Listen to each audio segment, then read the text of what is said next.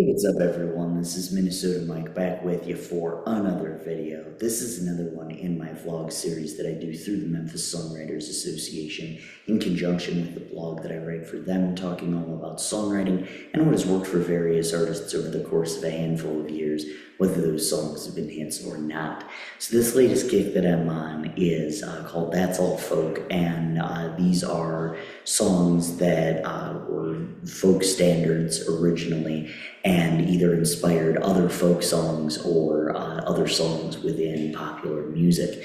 So last week we looked at the song The Bonnie Banks of Loch Lomond, and that's a Scottish tune, and how it inspired an Irish tune called Red as the Rose. We also looked at Paul Clayton's Who's Gonna Buy Your Ribbons When I'm Gone, which inspired Bob Dylan's Don't Think Twice, It's Alright.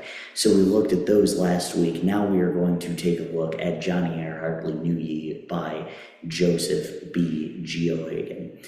So Johnny I Hardly Knew Ye, or Johnny I Hardly Knew Ya, either one of those, was written by, like I said, Joseph B. Geoghegan circa 1867, and was based on the 1863 tune When Johnny Comes Marching Home. The latter song was written by Irish-American band leader Patrick Gilmore during the American Civil War, and both reflect this particular period. However, Johnny I Hardly Knew Ye takes on a more somber tone as it deals with Johnny's death, whereas When Johnny Comes Marching Home deals with how joyous it will be when he returns. The former song was covered by, among others, Pete Seeger, and has many times been used to protest the horrors of war, while the latter has more of a prodigal son feel to it, and I even saw some similarities in the way they promise to celebrate When Johnny Comes Home to some lines from Steely Dan's Josie. You may also recognize the tune and some of the lyrics from The Ants Go Marching. So melodically, both songs use E minor, B minor, E minor, G, and D, played twice before ending on E minor, B7, and E minor in the verses, which gets repeated throughout. A version by the Dropkick Murphys uses a B minor instead of a B7, but either way the song is written in E minor, which makes the progression a 1, 5, 7, 1, 3, 7 pattern. Due to the song being a marching tune, they are both snare drum heavy, but also utilize flutes and fiddles.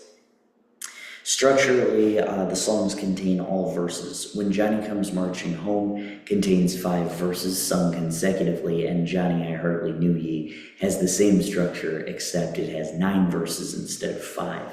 Since there's anticipation in Johnny's return and stress about his passing, the simple hooks of When Johnny Comes Marching Home and Johnny I Hardly Knew Ye are fitting without having to have a chorus or anything like that. Enough details are given out in the verses to make that unnecessary, and the repetitive nature of the verses allow for people to get hooked without having to wait for a chorus. So both Johnny I Hardly Knew Ye and When Johnny Comes Marching Home are linked below. Hurrah! I'm Minnesota Mike. Thank you so much for watching. Make sure you check out all of my other videos right here on YouTube, especially my vlogs and the blogs that go with them that I write through the Memphis Songwriters Association. Those can be found on the Memphis Songwriters Association website. Once again, I'm Minnesota Mike. Thank you so much.